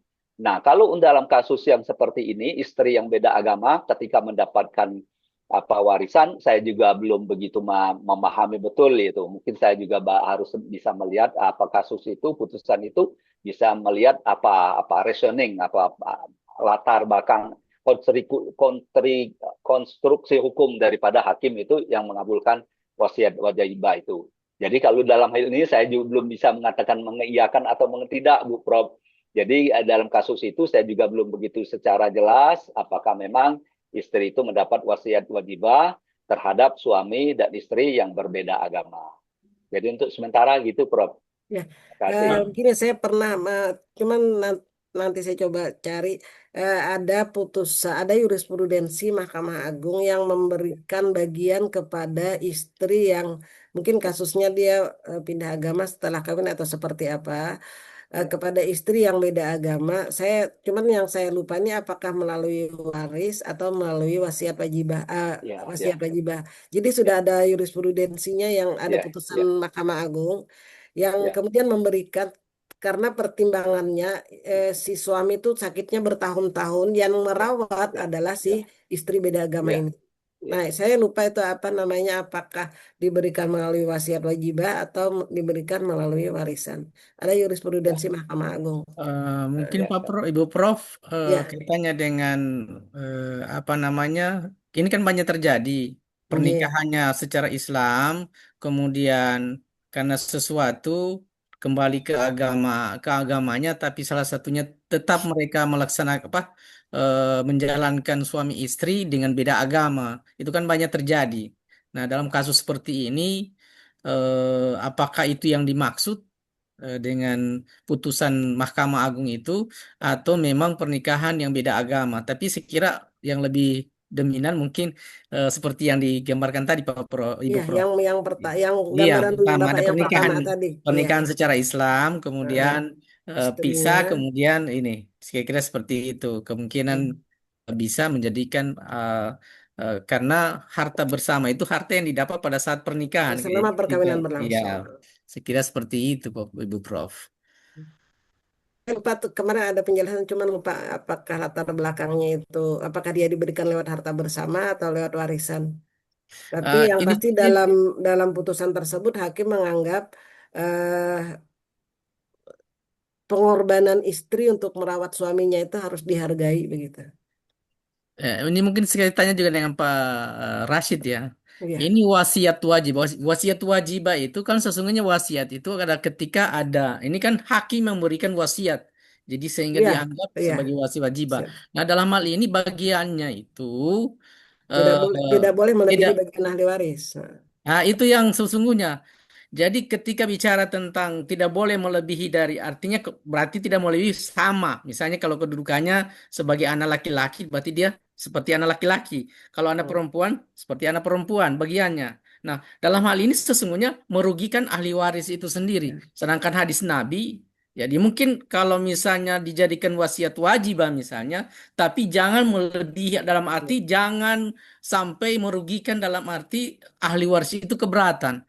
Ya, itu ya, kan tidak dipertimbangkan ketika ahli waris merasa keberatan karena ada jaminan hadis yang menjamin bahwa yang tidak beragama Islam tidak hmm. mendapatkan warisan. Keberatannya itu kayaknya tidak seperti dipertimbangkan. Oh, ya. Nah, kalau yang dalam Jadi, minta maaf Pak Rasid sebentar. ya, iya, ya, Ya, silakan. dalam kasus yang saya teliti ini Pak, ahli waris beda agama itu yang pertama yang dipertimbangkan oleh hakim pada saat memberikan bagiannya. Dia mempertimbangkan bagian bahwa untuk wasiat itu tidak boleh dari sepertiga, kemudian yang dia berikan tidak melebihi dari bagian ahli waris. Itu yang pertama. Kemudian yang kedua pertimbangannya adalah masih terjadi komunikasi yang baik antara Ya, para ahli waris ini. ya, ya, Antara ya, para ahli waris ini masih ya, terjadi komunikasi yang bagus, dan si ahli yang beda agama ini turut merawat orang Wow. tua yang sakit ini, ya orang tua ya, semasa hidupnya begitu. ya, Ya, Jadi walaupun mereka beda berarti di agama, sini Ibu Prof, kalau ini saya lihat artinya tidak serta-merta kalau misalnya anak itu beda agama boleh diberikan wasiat iya wajibah tidak serta dalam merta ya, keputusan. Jadi ketika ya, misalnya ada ikut andilnya di ya, dalam di dalam keluarga ya, itu, misalnya dia ya, merawat ya, karena kemudian ya, disetujui oleh juga, ya, ya saya kira memang ya, itu ya, arah. Tapi ya. kalau misalnya secara ini bahwa semua yang beda agama itu harus Iya, wasiat wajibah. tidak bisa ya, disamakan kasuistis tuh ya, Pak Ya tentunya. kasuistis Iya, barangkali ya, Bu. ya. kasuistis. Saya Iya. juga Iya. sependapat itu. Jadi Ya, mungkin makasih Bapak. sebagaimana, Iya, betul ya, Bapak. Iya. sebagaimana saya sampaikan tadi yang berkembang di lingkungan agama itu pertama segi keadilan tadi, kemudian yang kontribusi. Jadi kontribusi tidak lepas jadi antara keadilan, prinsip secara yang geren apa itu yang paling tingginya, kemudian yang keduanya yang medialnya kan ke apa kontribusi. Jadi kalau memang tidak ada kontribusi sama sekali, walaupun mestinya dia tuh sebagai ahli waris tetapi beda agama, ya mungkin tidak mesti mendapat wasiat wajibah. Itu kan sifatnya bukan imperatif, tetapi fakultatif, melihat kondisi kondisional. Kemudian saya sedikit mungkin akan menerangkan tentang ahli waris pengganti. Yang maksud di dalam kompilasi itu bahwa ahli waris pengganti itu tidak boleh melebihi bagiannya daripada ahli waris yang sederajat yang digantikannya. Iya. Dalam hal ini sebagai contoh, kita cucu merupakan ahli waris pengganti daripada yang anak laki-laki. Sementara cucu tadi laki-laki juga. Tetapi dia karena ada ahli waris sederajat dari orang ayahnya, ada juga tantenya, jadi bukan berarti dia mendapat dua bagian menggantikan ayahnya, tetapi dia harus mendapatkan sebagian, hanya satu bagian. Karena ada ahli waris pengganti yang digantikan itu ada pak tantenya, adik ayahnya atau kakak ayahnya, yang itu mendapat bagian satu waris, satu bagian karena perempuan. Maka dalam hal ini tidak boleh melebihi bagian waris ahli waris sederajat. Ya, derajat ayah yang digantikannya tadi ada saudara tantenya. Yang tantenya itu dalam hal ini pembagiannya menurut waris itu mendapat bagian satu. Jadi meskipun cucu ini cucu laki-laki, maka bagiannya hanya mendapatkan satu. Betul Karena bagian. tidak boleh melebihi bagian warisan ahli waris yang sederajat yang digantikannya. Jadi begitu, bukan mendapatkan dua karena bagian ayahnya laki-laki, tetapi hanya mendapat Iya. satu karena tidak boleh melebihi bagian ahli waris yang sederajat yang digantikannya gitu. Makasih sebagai tambahan aja itu Ya, ya. Ya, makasih Pak. terima kasih Bapak Rashid. Ini ada pertanyaan, Prof. Ada Oke. pertanyaan lagi. Maaf, ini agak ke atas nih. Ada pertanyaan lagi. Apakah hakim boleh menggunakan diskresi untuk menambah atau mengurangi, Ji? Untuk menambah atau mengurangi ini boleh atau tidak? Hakim itu menggunakan diskresi, tapi untuk menambah atau mengurangi bagian, begitu. Kemudian, apakah hak seorang ahli waris itu berdasarkan kontribusi nyata seperti kasus pewaris yang memiliki 4 anak? Sedangkan ada 1 anak yang merawat pewaris selama masih hidup sampai sudah tiada. Melalui skema hibah atau wasiat, apakah boleh meskipun secara faraid itu porsinya sudah ditentukan? Begitu pertanyaannya, Prof. Nah, untuk pertanyaan kedua mungkin ini yang berbicara ini para Para dosen-dosen hakim. fikih mewaris ini ya. Sip, sip, sip. Nah, saya tidak Monggo, Prof. berani. Yang Iya. mana Untuk yang ditanya? pertanyaan pertama, apakah boleh hakim menambah atau mengurang dengan alasan diskresi? Kalau kasus saya yang tadi bagi sama itu kan menambah itu. Si perempuan ditambah, si laki-laki dikurang itu kan. Seharusnya 2 banding 1. Nah, berarti terjawab kira-kira ya pertanyaannya ini. Jadi sepanjang alasan dan dasar yang digunakan hakim itu apa namanya benar gitu Pak Rasid ya. Nah, diperkenankan menurut saya, diperkenankan. Kalau tadi kan yang kasus waris yang bagi sama antara laki-laki dan perempuan itu ternyata yang berkontribusi untuk pengembangan perusahaan itu adalah anak perempuan, yang berkontribusi untuk dari awal pada saat si pewaris masih hidup itu juga anak-anak perempuan. Sehingga kemudian hakim melalui diskresinya membagikan sama rata antara anak laki-laki dengan anak kandung laki-laki dengan anak kandung perempuan ini. Menurut saya boleh-boleh saja sepanjang pertimbangannya itu adalah berdasarkan ketentuan-ketentuan yang ada. Maksudnya termasuk di sini adalah nanti pertimbangan asas hukum bisa digunakan. Oke, Jadi bisa Kak, dipahami. Ya, jadi Baik, kalau dari untuk Ibu Elena waris, ya. Mungkin Pak Rashid mungkin ya, sangat menambahkan, Pak Rashid. ya makasih. Monggo. Jadi kalau untuk waris biasanya kan hanya yang sekarang itu plusnya itu plus minus hanya eh, sama bagian antara laki-laki dan perempuan. Jadi ya, belum ada semacam perempuan lebih banyak, laki-laki ya, lebih ya, sedikit itu ha, belum. Tetapi kalau khusus harta bersama itu ya. memang sudah banyak berkembang di apa pemikiran kawan hakim peradilan agama, hak istri itu lebih tinggi daripada hak suami. Ya. Ya, itu sudah banyak, sudah seperti itu. Nah, itu terkait dengan kontribusi tadi. Tetapi kalau untuk waris itu belum ada, misalkan yang anak perempuan mendapat apa 2, laki-laki 1 belum. Nah, paling hanya sama laki-laki Sama, dan ya. perempuan sama itu. Itu menerjemahkan kepada aulad katanya ada dalam surat apa Nisa itu ya aulad itu pengertiannya itu bukan hanya kepada anak laki-laki, kemudian itu bisa diterjemahkan juga anak perempuan. Itu sebagai dasar seperti itu penafsirannya ya. Makasih Bu. Baik, ada yang bertanya lagi, Bu. Di Ya. sini izin statusnya Islamnya seseorang itu dilihat dari identitas kependudukan atau memang fakta perpindahan. Mungkin ini nanti terkait dengan ini juga ya, ada kaitannya dengan konsep tadi misalnya murtad dan lain sebagainya begitu. Dilihat dari kesehariannya atau dilihat Fakta dari persidangan identitas tentunya Pak penduduk. Rasid ya.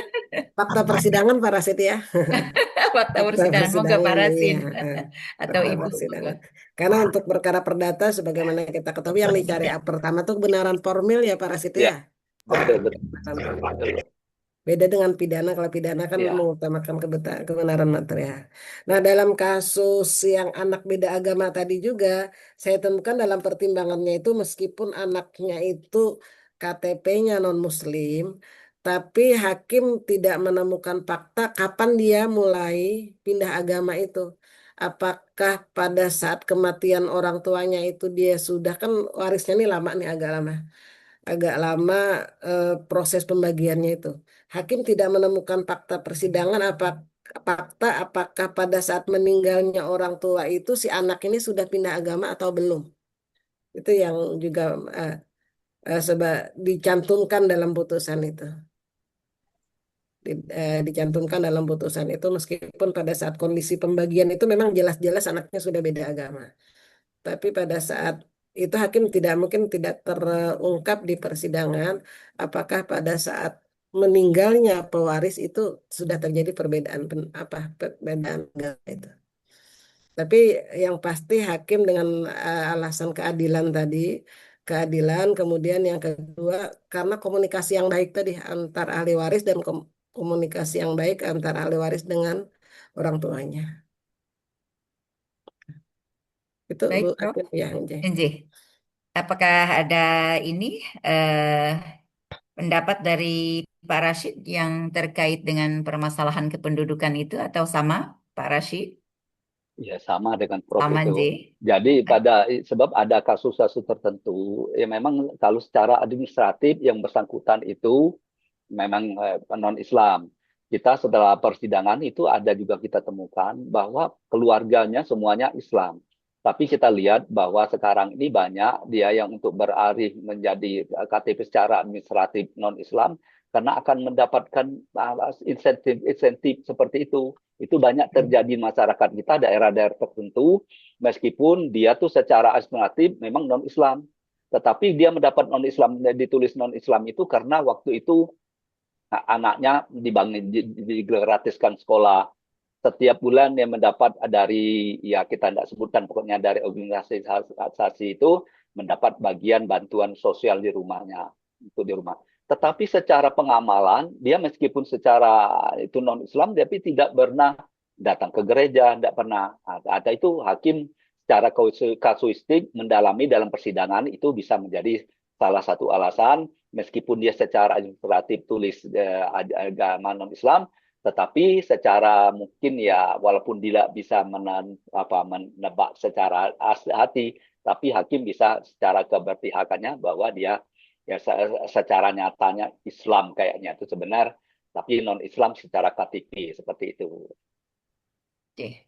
Baik, ada pertanyaan lagi ini, Prof. Yusna. Dan karena di sini memang narasumber kita ini, Pak Rashid sangat ini sih dari hakim karena ini memang terkait langsung dengan produk hukum yang dikeluarkan oleh hakim. Di sini ada pertanyaan, bisakah hakim membatalkan salah satu hak anak angkat yang dapat wasiat wajibah dan waris dari orang tua kandungnya? Mungkin ini kadang-kadang apa namanya ada pemahaman boleh nggak sih dia kan ini dapat wasiat juga dapat waris juga boleh tidak membatalkan salah satunya kalau tidak salah mungkin sebenarnya double kan tidak boleh kecuali ada izin dari waris mungkin Prof atau Pak Rashid dulu monggo. Saya serahkan ke Pak Rasi dulu berdasarkan pengalaman. Monggo Pak Rashid. Ya, terima kasih. Terkait itu artinya yang keberatan yang mengajukan pembatalan itu ini orang tua gimana maksudnya? Sebab prinsipnya kita pengadilan itu apabila ada sengketa, sengketa itu artinya yang datang ke pengadilan itu diajukan oleh para pihak. Dalam hal ini mungkin ada orang tua angkat dengan anak angkat, jadi membatalkan bagian wasiat wajibah ini berarti dari orang tua angkat atau dari orang tua kandung. Karena orang tua kandung kalau belum Islam itu bahwa pengangkat anak angkat itu istilahnya tidak istilahnya tabani dalam Islam tidak memutuskan hak waris antara anak angkat dengan orang tua kandung. Lalu dalam hukum positif kita namanya adopsi, memang begitu. Jadi hak keperdataan itu sudah beralih kepada yang mengangkat, termasuk hak waris tidak mendapat lagi hak bagian daripada orang tua kandung. Tetapi kalau hukum Islam itu tidak mengenal seperti itu. Jadi anak angkat itu pertalian kepada orang tua kandungnya tidak terputus. Jadi hak waris masih tetap, dia sebagai hak wali, kalau perempuan masih tetap. Nah terhadap dalam kasus ini yang keberatan tadi mengajukan untuk pembatalan hak wasiat wajiban tadi atau dari orang tua kandung atau orang tua angkat. Nah belum jelas tadi.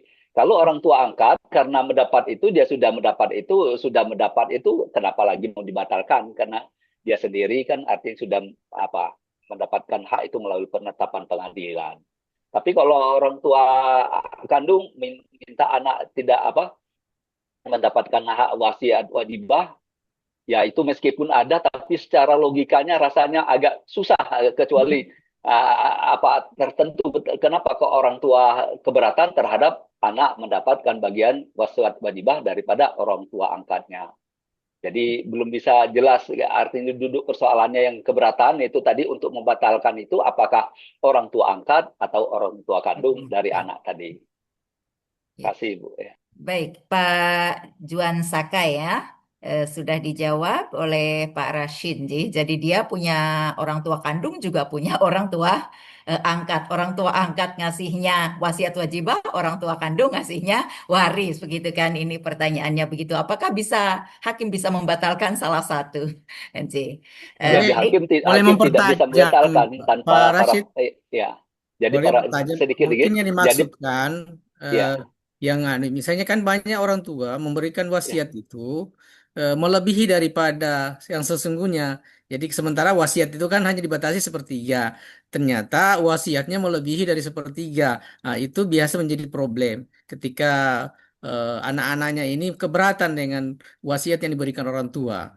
Nah, itu bagaimana itu Pak Rashid? Terhadap ini kan karena persidangan kita melihat untuk ukuran sepertiga maksud lebih atau tidak kan sudah diperiksa betul. Jadi untuk hakim juga secara dia itu kan tidak boleh melebihi. Jadi melebihi sepertiga daripada harta daripada pewaris. Nah, dia sudah artinya kalau putusan hakim itu sudah ditetapkan itu tidak mungkin akan lebih sepertiga. Nah, tapi kalau senyatanya, mungkin ternyata perhitungan yang diajukan di muka hakim dengan perhitungan senyatanya setelah ditetapkan mendapat wasiat wajibah yang menurut para pihak itu ahli waris yang lain mungkin lebih, itu bisa saja diajukan gugatan pembatalan itu kan pembatalan bagian hak wasiat wajibah bahwa itu melebihi sepertiga sepanjang bukti-bukti kuat memang terbukti itu melebihi sepertiga bisa saja dibatalkan. Tetapi kalau tidak alasannya tidak kita setelah lihat perhitungannya tidak lebih dan biasanya hakim itu angka sepertiga itu besar sekali. Bahkan kita lihat bagian-bagian tertentu bisa melebihi ahli waris yang lain. Nah, itu tidak mungkin. Jadi hakim itu biasanya walaupun secara normatif itu maksimal sepertiga, tapi dalam pelaksanaannya jauh di bawah itu biasanya, tidak melebihi. Nah, terhadap gugatan tadi keberatan terhadap melebihi sepertiga itu mungkin setelah persidangan ternyata ada ditemukan fakta memang ada yang dibagi dapat itu lebih besar daripada harta waris yang senyatanya. Mungkin bisa saja seperti itu ya. Kasih Pak. ya. Terima kasih Pak Rasi. Juga penjelasannya tadi sudah sangat detail, Pak Arif. Bapak Ibu, adakah yang ingin bertanya lagi kepada beliau, Prof. Yusna, atau mungkin kepada Pak Rashid? Saya tertolong sekali malam ini dengan hadirnya Pak Rasid ini. Sih. Iya, Iya, ini Pak Rashid pengalamannya sudah iya, karena sementara tentang kita, semua iya, hal ini ya, terutama iya, yang terkait dengan ini. Saya kira kita terima kasih banyak kepada iya. Pak Rashid banyak membantu karena memang beliau yang apa Praktisi namanya langsung. praktisi yang memang sering menangani Sekedar Ah, sharing, permasalahan-permasalahan ini. Ibu sekedar boleh sharing aja boleh Bu ini ya. kaitannya dengan warisan. Mungkin tadi kita tidak masuk ini tentang warisan. Ini kan seyogyanya warisan itu dibagikan pada saat meninggal ahli waris. Yang menjadi problem ini ketika ahli waris ini pembagian warisan ini itu sampai turunan-turunan sekian itu. Nasahah itu Pak ya, Iya, nasahah. munasahanya ini. Iya. Jadi ini problem. Kemudian mungkin dari kalangan pendakwa, kemudian dari kalangan akademisi misalnya, bagaimana kita ini bahwa setiap ada orang meninggal harusnya sudah terbagi, minimal ada bagiannya ini untuk ini dan seterusnya. Nah, itu kemungkinan untuk menghilangkan problematika yang banyak terjadi ketika diajukan di pengadilan. Itu yang pertama katanya warisan. Kemudian yang kedua bagaimana Bu? Ada juga yang membagikan pada saat sebelum meninggal ayahnya dia sudah membagi-bagikan. Nah, membagi-bagikan. Oh ini untuk kamu ini untuk dan seterusnya. Hibah ya Pak? Iya, itu biasanya kalau kita yang sekarang ini apakah itu bagian dari ketika misalnya ini mungkin bagiannya juga Pak Rashid, ketika misalnya pembagian yang diberikan oleh orang tua itu, kamu bagian ini sudah jelas bahkan dituliskan. Kemudian ternyata biasanya kan anak-anak merasa ketika orang tuanya membagi, dia takut kalau misalnya memprotes. Bagian saya cuma ini, bagian saya mungkin tanah yang di belakang sana, yang ini di belakang sini. Tapi begitu setelah meninggal orang tuanya, pembagian tadi ini dia ajukan karena merasa tidak adil. Nah, karena pada saat orang tuanya membagi, mungkin dia segan atau rasa takut untuk bagaimana problem yang seperti ini. Baik, Apakah mungkin bisa Prof. mengajukan ke pengadilan juga? Ya. Dan Oh ya, bagaimana menurut Pak Ibu Prof? Apakah oh ya. boleh pembagian sebelum meninggal ahli waris? Oke. Makasih Bapak. Ini ada satu kebiasaan masyarakat Banjar di Kalimantan Selatan, mungkin juga terjadi di daerah-daerah lain. Kalau orang tua meninggal, misalnya meninggal ayah, ibu masih ada, biasanya anak-anaknya itu jarang membagikan warisan dengan alasan sungkan begitu, sungkan.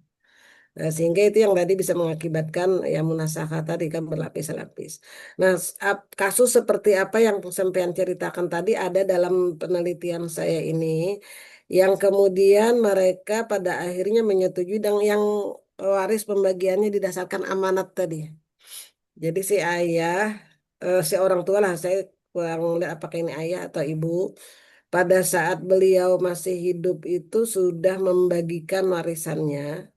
Kasusnya yang terjadi itu, eh, tapi kemudian ada salah seorang ahli waris yang tanah yang menjadi bagiannya ini, eh, yang lainnya itu kena ada bangunan gitu, ada jalan atau ada apa sehingga harga tanahnya naik. Nah, tapi salah satunya ternyata posisinya beda dengan posisi saudara-saudaranya yang lain. Sehingga kemudian dia mengajukan gugatan ini yang posisi tanahnya berbeda tadi.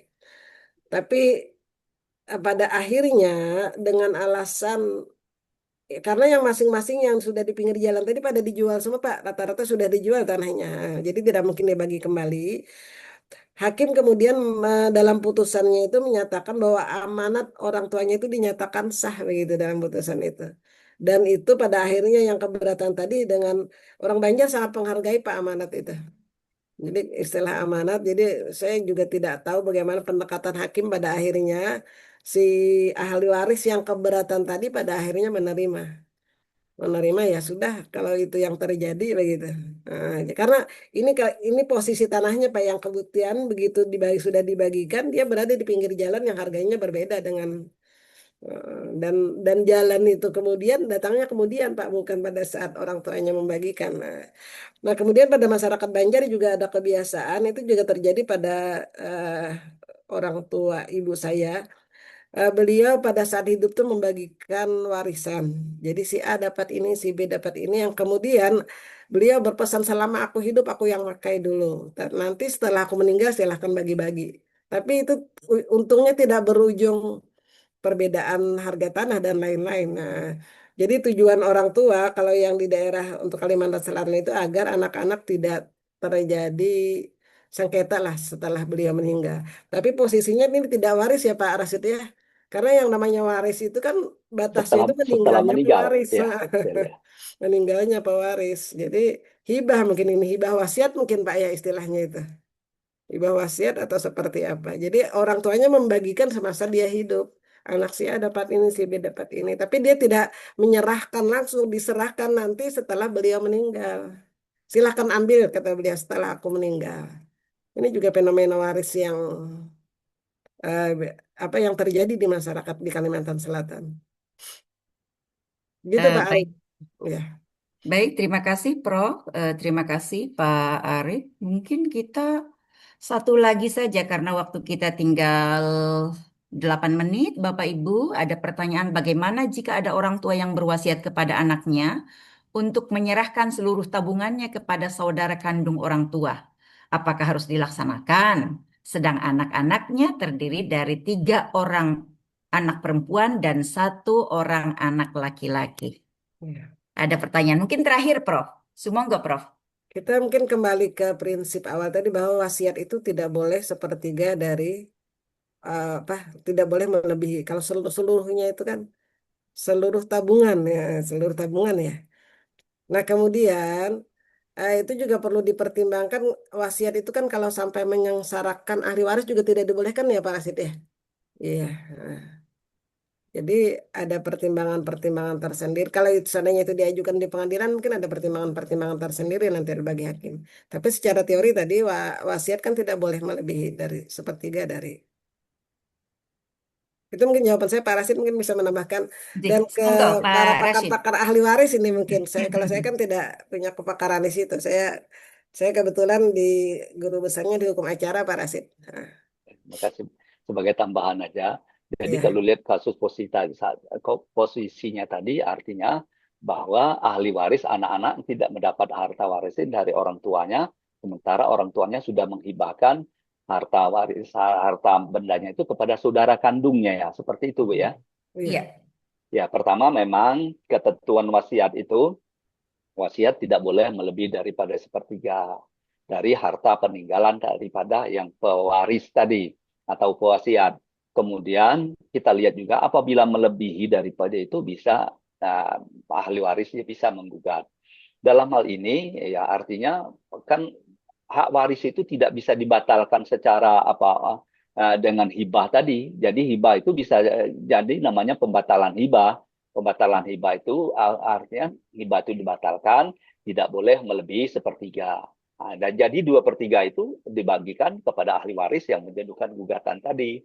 Tidak bisa secara seluruhnya untuk menjadi hak daripada yang menerima hibah tadi. Meskipun itu saudara kandung daripada ayah. Kemudian catatan juga kalau yang mendapat wasiat tadi ternyata merupakan ahli waris, nah itu makanya wasiat atau tidak hibah boleh kan tadi, Pak? hak Oh, hibah tidak harus diperhitungkan bagian daripada ahli waris. Begitu hukum Iya. normatifnya seperti itu Bu ya. Terima kasih Pak Rashid. Wah, Ya, ini banyak sekali. ya, Ini terima kasih Bu ya. pertanyaan-pertanyaan di akhir-akhir ini ya. Boleh saya baca mungkin sebentar lagi, kita masih punya waktu 4 menit lagi. Apakah hibah orang tua sebelum wafat boleh sampai habis hartanya ya dan hanya kepada beberapa anaknya saja. Kemudian apakah hibah orang tua sebelum wafat boleh sampai habis? Eh, apakah hibah orang tua Oh sama ini ya. Ini pertanyaannya sama berulang-ulang. Kemudian pertanyaan yang terakhir, menyambung pembahasan tadi tentang harta yang dibagi pada masa hidup atau hibah, kemudian sebagian anak itu sudah diambil harta hibah tersebut, eh, maka bagaimana kalau kemudian orang tuanya meninggal? Padahal sisa anaknya yang belum dapat surat hibah, apakah hartanya sudah dipetakan? Nah, ini ada beberapa pertanyaan begitu. Mungkin boleh Pak Rashid atau Prof yang menanggapi. oke, izin saya sedikit. Sepengetahuan saya hibah kepada ahli waris itu bisa diperhitungkan sebagai warisan ya Pak Rasid ya. Nah, ya. Jadi kalau ada ahli waris yang lain keberatan, kita bawa aja ke Ya, pengadilan agama itu diatur ulang begitu Pak ya. Nah, ya betul diatur Bu. ulang. Baik. Jadi sesuai dengan sistem kewarisan yang ada. Nah, Ya, kemudian yang kedua tadi, kasus seperti yang saya ceritakan tadi itu memang sudah dipetakan. Si A dapat ini, si B. Dan itu tidak dipergunakan oleh para ahli waris, para anaknya sebelum si pewaris meninggal. Jadi mereka sudah sama-sama sepakat, misalnya ada lima objek waris, 5 objek ini kepada 5 anak sudah disetujui bersama-sama. Tapi si orang tuanya minta agar selama beliau masih hidup, beliau yang mempergunakan harta ini. Jadi anak-anak baru boleh mengambil setelah beliau meninggal dunia. Nah, dan itu disepakati damai itu sampai sekarang damai tidak ada masalah, alhamdulillah. Nah, jadi itu mungkin yang diistilahkan dengan wasiat, hibah wasiat Pak ya, Pak Rasid, para ahli waris menamakannya ya, dengan ya hibah betul. wasiat itu. Betul. Ya. Nah, jadi hibah ke anak-anaknya. Jadi anak-anak begitu orang tuanya meninggal tidak lagi mempermasalahkan waris. Ada kebiasaan masyarakat di sini begitu, apa di daerah lain ada saya kurang tahu itu. Silakan Pak Rasid kalau mau. Baik, Pak Rashid. Sumonggo, Pak. Ya betul, sebagaimana disampaikan Bu Prof tadi. Cuma kita ini banyak masalahnya ketika orang tuanya masih hidup sudah menetapkan bagian-bagian untuk anaknya, meskipun itu belum bagian warisan, tapi maksudnya itu sudah dihibahkan, itu sudah secara porsi memang sudah orang tuanya sudah memperhitungkan sesuai bagian-bagian. Tetapi setelah yang pewasiat dalam hal ini sudah menjadi pewaris karena sudah meninggal dunia, sering kenyataannya itu terjadi sengketa. Sengketa, ya. Karena apa? Salah satu yang penerima wasiat tadi, menurut dia, penerima waris itu tidak adil, mungkin tidak menurut bagiannya. Itu kejadiannya, kalau memang sudah, ini yang kejadiannya sering sudah berpuluh-puluh tahun setelah orang tua yang pewaris sudah meninggal. Sudah meninggal. Kalau kita lihat secara perhitungan, ketika terjadi wasiat atau waris waktu itu secara material sebenarnya sama saja. Tetapi karena perkembangan waktu, sebagaimana disampaikan oleh Bu Prof tadi, mungkin bagiannya, mungkin tanahnya, mungkin kebetulan mendapat untuk jalan tol lain sebagainya, nilainya lebih besar. Itu sekarang, tetapi ketika waktu pewaris meninggal itu nilainya sama sebenarnya tuh. Dan itu ketika wasiat hibah masih hidup itu semuanya sudah tanda tangan. Sudah, itu dalam hal seperti ini ya tidak kita bisa perhitungkan karena memang itu sudah di samping waktunya sudah lama jadi terjadi, nilainya juga ketika itu sudah sama, walaupun secara ketika gugatan diajukan dia memang berbeda nilai karena terjadi perkembangan waktu zaman sehingga nilainya berbeda. Jadi dalam hal ini ya tidak bisa kita terima memang karena gugatannya itu jauh terjadi setelah pewaris meninggal yang pemberi wasiat yang sudah puluhan tahun itu. Jadi bukan tidak sama, waktu itu sama, tapi karena perbedaan waktu aja. Seperti itu. Ada inflasi mungkin, Ji, Pak Rasid. Nah, iya Iya. betul. Baik Bapak Ibu sekalian, kita nampaknya sudah di penghujung acara, tinggal 1 menit, Ji. Sekali lagi kami ucapkan terima kasih. Saya tidak akan menyimpulkan karena semakin menyimpulkan semakin kecil pengetahuan. Saya kira luar biasa apa yang sudah diberikan oleh Prof. Yusna Zaida, memberi banyak pengetahuan kita ternyata. Hakim dengan ijtihadnya menemukan hukum-hukum baru, ya. Ada tadi ada konsep diskresi atau mungkin ada finding dan lain sebagainya yang itu memberikan solusi bagi khususnya tradisi atau mungkin tadi misalnya bagaimana konsep hukum yang terus berkembang. Dalam hal ini terkait dengan masalah warisan. Kami ucapkan sekali lagi terima kasih. Semoga ini menjadi amal baik untuk para narasumber kita pada malam hari ini, Prof. Yusna Zaida dan Bapak Rashid. Terima kasih banyak Pak Rashid Oke, pencerahannya terima karena kasih. memang Ya, forum-forum seperti ini sangat butuh ini banyak hakim untuk mungkin ya. memberikan wawasan baru antara in action dengan apa yang kita pelajari teorinya. Tentu kadang-kadang terjadi beberapa perbedaan, maka pengayaan-pengayaan materi dari Pak Rashid sangat-sangat berharga. Sekali lagi terima kasih, jazakumullah ahsanal jazak. Bapak Ibu sekalian, ini sangat banyak, tadi ada 190 peserta, sekarang kurang lebih 170 peserta. Semoga ini juga menjadi wawasan baru tambahan bagi kita, khususnya dalam hal waris, dan ini menjadi ladang amal kita. Kita juga syiar bersama-sama untuk tetap tidak meninggalkan konsep hukum Islam, tetapi dalam pembaharuan-pembaharuan hukum yang belum ada ketentuannya, baik itu di dalam Al-Quran, hadis, tentu butuh sekali ijtihad. Dalam hal ini adalah hakim ataupun ketika di masyarakat itu kita juga bisa memberikan fatwa-fatwa atau mungkin hasil-hasil ijtihad tanpa meninggalkan prinsip dan ketentuan-ketentuan hukum syara. Itu yang bisa saya sampaikan untuk menghantarkan dan menutup. Sekali lagi ini semoga menjadi amal ibadah kita Terima semua. Amin. kasih. Allahumma amin. Kurang lebihnya mohon maaf. Nanti Bapak Ibu kita foto dulu dan silakan Bapak Ibu yang mau absen juga masih ditunggu 1 menit lagi mungkin Ji sebelum closing. Apakah ada closing statement dari Prof? Ucapan terima kasih ya, terima Ya, kasih semuanya atas perhatian, atas atensinya ya, semua mudah-mudahan apa yang kita ya. peroleh selama ini berkah adanya. Terima kasih Kasih. Prof, terima kasih. Jazakumullah sanal jaza. Bapak Ibu sekalian, kita tutup bersama-sama dengan membaca hamdalah. Alhamdulillah. Alhamdulillahirabbil alamin wal afu minkum. Kurang lebihnya mohon maaf dari saya. Akhirul kalam wassalamualaikum warahmatullahi wabarakatuh. Bapak Ibu, Waalaikumsalam. kita akan foto bersama dulu, Njih.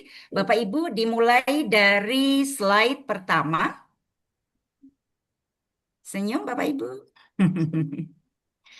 Ya, 1, 2, 3.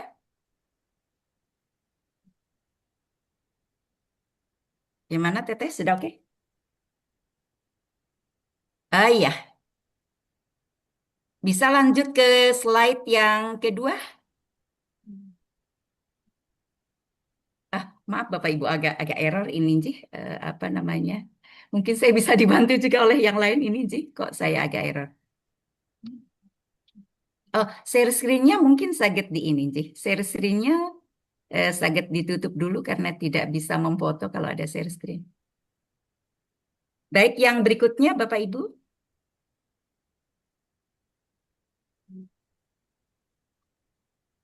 Yang share screen mungkin saged di ini Ji. Yang share screen saged ditutup dulu. Mbak Nadia. Enji, Mbak Nadia mungkin saged ditutup dulu yang share screen. Kita foto dulu, Enji. Mas Rashid, Pak Rashid tolong di diskusinya ditutup ya Pak Rashid.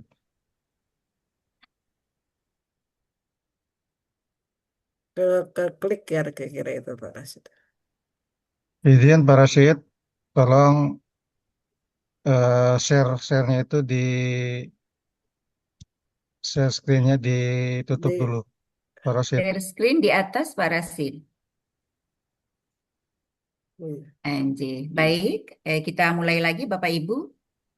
1, 2, 3. Oke, yang berikutnya, slide berikutnya. 1, 2, 3. Oke, berikutnya 1, 2, 3. Oke, yang berikutnya ada 7. 1, 2, 3. Oke, yang berikutnya 1, 2, 3. Ya, sudah. Terima kasih Bapak Ibu. Sekali lagi mohon maaf dan terima kasih partisipasinya yang sangat berharga dan sangat antusias. Dari kami kurang lebihnya mohon maaf. Akhirul kalam wassalamualaikum warahmatullahi wabarakatuh. Kami serahkan kepada panitia. Assalamualaikum.